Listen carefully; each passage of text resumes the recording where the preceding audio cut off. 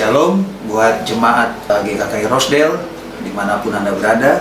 Pada hari ini saya akan share mengenai penyertaan Tuhan. Saudara tahu waktu Tuhan menyertai Yusuf, Tuhan tidak hanya menyertai Yusuf pada waktu dia menjadi Perdana Menteri Mesir, tapi waktu dia ditolak oleh saudaranya, dibuang oleh saudaranya, waktu dia di lubang, kemudian waktu dia di penjara, waktu dia dijual sebagai budak, Tuhan tetap menyertai Yusuf. Dan Tuhan membuat apapun yang dilakukan oleh Yusuf berhasil. Waktu dia menjadi budak Potifar, karena Tuhan menyertai dia, Tuhan membuat dia jadi berhasil di situ. Waktu dia difitnah, kemudian dimasukkan ke dalam penjara, Tuhan juga menyertai Yusuf waktu ada dalam penjara. Jadi penyertaan Tuhan dalam hidup kita tidak tergantung kepada apa yang kita alami. Sehingga di Matius 28 ayat 20 dikatakan bahwa aku akan menyertai engkau sampai kesudahan akhir zaman.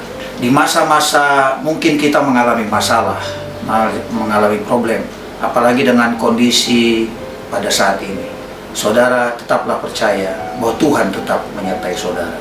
Sehingga di kitab Yeremia pasal 1 ayat yang kelima dikatakan, sebelum aku membentuk engkau dalam rahim ibumu, aku telah mengenal engkau. Bahkan Tuhan juga terlibat di dalam proses, bahkan sebelum kita dibentuk oleh Dia dalam rahim ibu kita. Bahkan dikatakan, aku telah mengenal engkau dan sebelum engkau keluar dari kandungan, aku telah menguduskan engkau. Jadi Tuhan terlibat dalam hidup kita sebelum kita dibentuk, waktu kita dibentuk, sampai kita keluar dari kandungan ibu kita. Bahkan sampai saat ini, Tuhan tetap menyertai kita. Sehingga waktu Tuhan bicara kepada Gideon, di Hakim-Hakim 6 ayat yang ke-12 dikatakan, malaikat Tuhan menampakkan diri kepadanya dan berfirman kepadanya demikian, Tuhan menyertai engkau, ya pahlawan yang gagah berani. Padahal pada waktu itu Gideon sedang sembunyi karena ketakutan dari musuhnya. Tapi karena Tuhan menyertai engkau, alasan Tuhan memanggil Gideon pahlawan yang gagah berani adalah karena Tuhan menyertai dia. Itu juga yang dialami oleh Daud. Saya baru mengerti di Mazmur 23 ayat 4 dikatakan demikian, sekalipun aku berjalan dalam lembah kekelaman. Saudara, kita semua mungkin sudah mengalami atau bahkan mengalami lembah kekelaman kita masing-masing. Tapi doa Daud luar biasa, dikatakan sekalipun aku berjalan dalam lembah kekelaman, dikatakan aku tidak takut bahaya. Kenapa Daud tidak takut bahaya waktu dia berjalan dalam lembah kekelaman? Jawabannya adalah perkataan dia setelah itu, sebab engkau besertaku.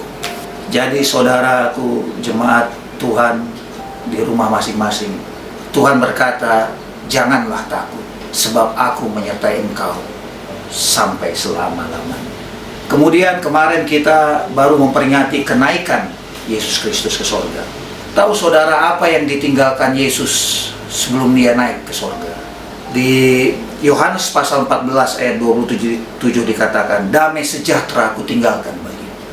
Mungkin bagi kita lebih suka kalau kita bilang, wah kekayaan ditinggalkan bagimu, uang ditinggalkan bagimu.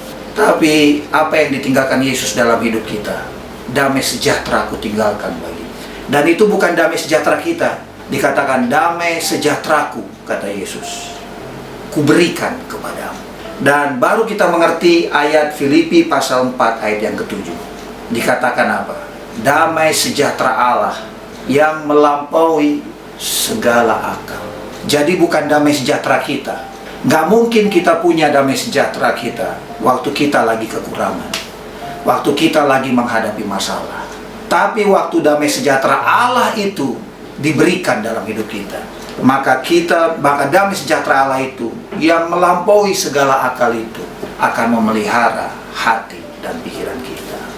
Jadi saudaraku seiman di dalam Tuhan Yesus, mari kita terus percaya bahwa Tuhan tetap menyertai kita. Bahkan di masa-masa yang sukar sekalipun, Tuhan tetap menyertai kita.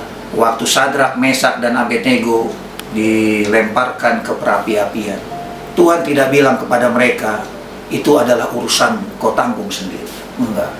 Waktu Sadrak, Mesak, Abednego dilempar, bahkan sebelum Sadrak, Mesak, Abednego dilempar, Tuhan sudah di api-api itu menunggu mereka.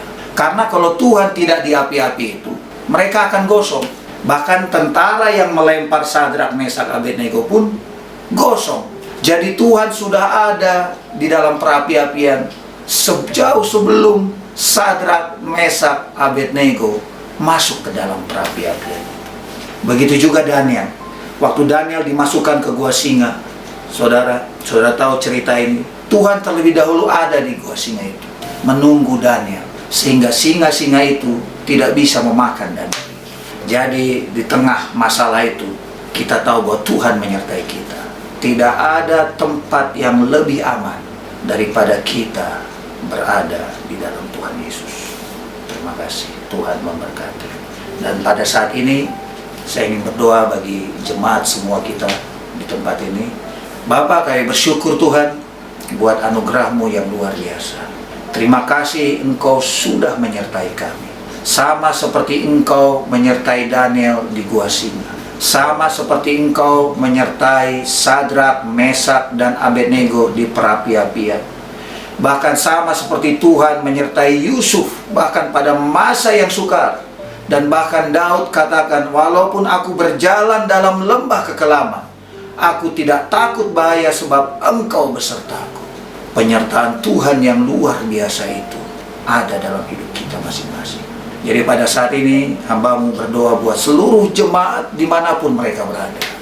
Waktu mereka melakukan ibadah pada hari Minggu ini, biarlah penyertaan Tuhan ada dalam hidup mereka. Biarlah penyertaan Tuhan selalu ada dalam kebutuhan mereka, dalam kesehatan mereka. Dan dikatakan bahwa Allahku akan memenuhi segala kebutuhan. Dan Yesus datang supaya kita memiliki hidup dan hidup yang berkelimpahan. Hamba-Mu berdoa supaya semua jemaat di tempat kami ini mengalami kelimpahan yang berasal daripada Tuhan. Di dalam nama Yesus. Amin.